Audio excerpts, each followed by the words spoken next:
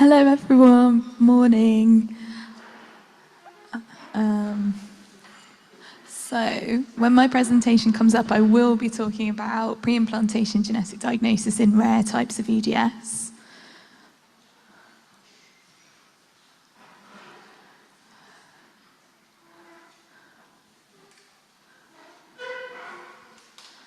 But I don't know if my presentation's there or if there's a problem. Oh, there we go. Okay. So pre-implantation genetic testing. So it enables us to test for monogenetic, karyotype, and chromosomal disorders or conditions. It was previously called pre-implantation genetic diagnosis, but that's now been changed to PGT, or pre-implantation genetic testing. The idea is that you can test an embryo prior to the implantation of the uterus for any genetic conditions that are inherited through the family.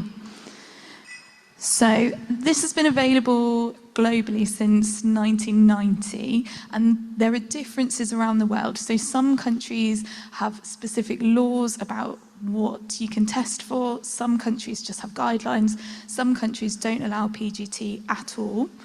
In the UK, we're one of the only countries to have the Human Fertilisation and Embryology Authority, which is a specific regulatory body which monitors PGT clinics and exactly what they're doing and exactly what they can do. So I'll mostly be talking about the UK because that's where I'm from. So if something that I say doesn't quite align with your experience, that's probably why, because it's so variable. So in the UK, PGT is approved for vascular, classical, periodontal and kyphoscoliotic EDS, although there are more indications being added all the time. So the reason that we thought this presentation would be helpful is because we've recently written an update to a previous case. And this is the only case published of a woman with vascular EDS who has undergone pre-implantation genetic diagnosis. And the reason that we wanted to publish an update is that the first paper, unfortunately, all of her interventions were unsuccessful. However, she's now managed to have 2 biological and unaffected children. So just very briefly, this is her case. So she had arterial events at the age of 27, 28 and 29. She then underwent genetic testing and then preconception counselling prior to starting any reproductive options. So in the initial paper, she started standard IVF with plan for implantation into a surrogate. However, after her first egg retrieval, she unfortunately had a splenic artery aneurysm rupture, and this was possibly theorised that it was because the oocyte retrieval was delayed over the weekend. However, she was then advised not to have any further standard hormonally stimulated IVF and went through some cycles of natural IVF. Unfortunately, they failed, and she then moved on to in vitro maturation, which is where immature oocytes are collected using hormonal stimulation and then matured in the lab and tested as per normal PGT. She didn't have any vascular complications with the in vitro maturation, but unfortunately all of the embryos that were grown were failed to implant into the surrogate. So what did she do then? She then carried on having natural IVF, but went to a private clinic with a trained gynecologist and an alternative surrogate. She continued to have multiple cycles for the next 5 years and had 1 son who was born and confirmed negative, and then had 1 daughter who was born and confirmed negative. And halfway through this 5-year period, she did have a spontaneous dissection of the infrarenal aorta. But if I show you this picture, I don't know how well it's projecting, but the blue line up at the top shows how long she was having egg retrievals for over the last 5 years and where the arterial event occurred, right in the middle. So what have we learned from this case? So there's an unclear link with hormonal stimulation and arterial events, but it has been theorised. Transvaginal egg retrieval in this patient appeared to have no direct complications for this individual. And we know from our clinical experience that many women with vascular EDS are keen to have their own biological and unaffected children. We also found out that PGT offers the only route for families wishing to have unaffected biological children without the 50% risk of termination of pregnancy. So what do we know about pregnancy and vascular EDS? So this is quite a busy slide, and I won't linger on it too long because I know that we're due to have a big talk on pregnancy and vascular EDS, which will be much more detailed anyway. So the main paper is, with the largest cohort, is from Murray in 2014, which looked at 565 pregnancies. And they found that there was no particular difference between parous and nulliparous women. They also interviewed a smaller cohort and found that for most women with vascular EDS, most people had vascular EDS diagnosed after pregnancy, and only 10% of pregnancies occurred in women who had already had vascular EDS diagnosed.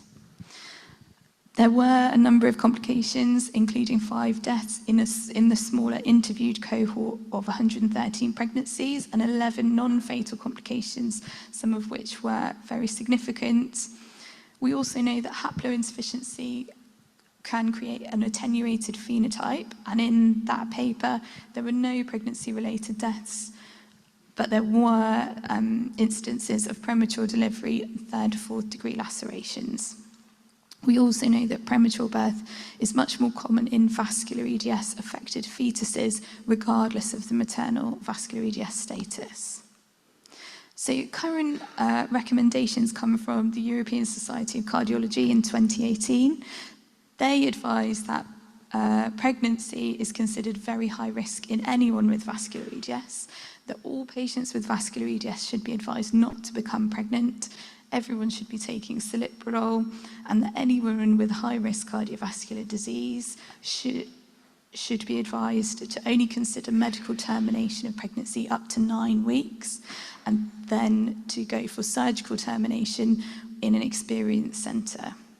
They do say that if anyone with high-risk cardiovascular disease who does get pregnant and doesn't want to terminate should be monitored by a cardiologist and an obstetrician and should have a C-section rather than a vaginal delivery. The Human Fertilisation and Embryology Authority has approved vascular EDS for pre-implantation genetic testing.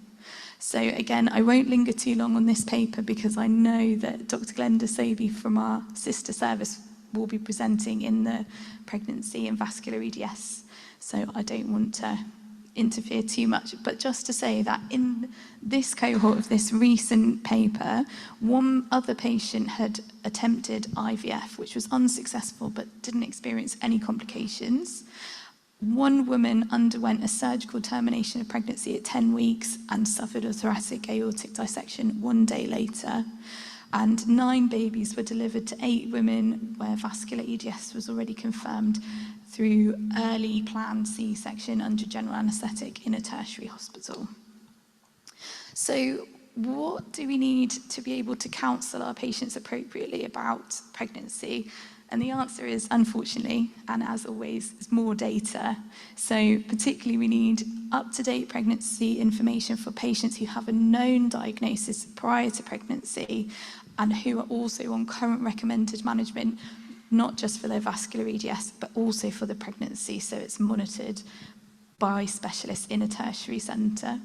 We also need data on other pregnancy-related complications, not just mortality, because there are lots of complications that carry a very high morbidity for women, things like 4th degree tears, which then cause ongoing problems with the rectum, things like prolapses, which can then cause a significant decrease in quality of life, and it's important to be able to inform our patients of the risks of those.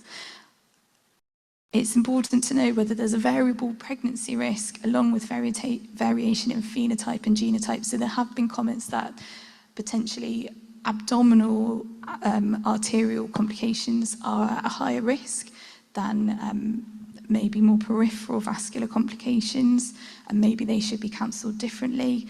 And genotype counselling in terms of haploinsufficiency, and should those patients have a different pregnancy advice from someone who has a dominant negative effect variant. We also need to understand the data on safety of termination, either hormonal or surgical, especially after the patient with the aortic dissection a day after termination, if that's what we're going to advise our patients is the safest route other than pregnancy. It would also be really helpful to have data on the safety and risk of PGT or IVF procedures so that our patients can have the option, if they wish, to discuss about having unaffected pregnancies. And I know that our patient underwent surrogacy, which is not an option for everyone. It's very expensive and it's very unusual to find altruistic surrogates, although they do exist. And it's important to say that I know that the teams at Guy's and St Thomas's, the PGT team with the cardiovascular genetics team, are working on a prospective PGT study. However, it would be helpful if there's any retrospective data and anyone else knows women with vascular EDS who have undergone IVF. That would be really helpful to publish as well. I just wanted to mention that pregnancy management is one of the 4 main areas of focus that has come out of the Vascular EDS Research Collaborative in 2020, and that's been highlighted as something that patients are particularly keen on focusing on. I should say, I know that I focused on vascular EDS and I was supposed to talk about all the rare types, but the truth is that there's not much information on pre-implantation genetic testing in the other rare types.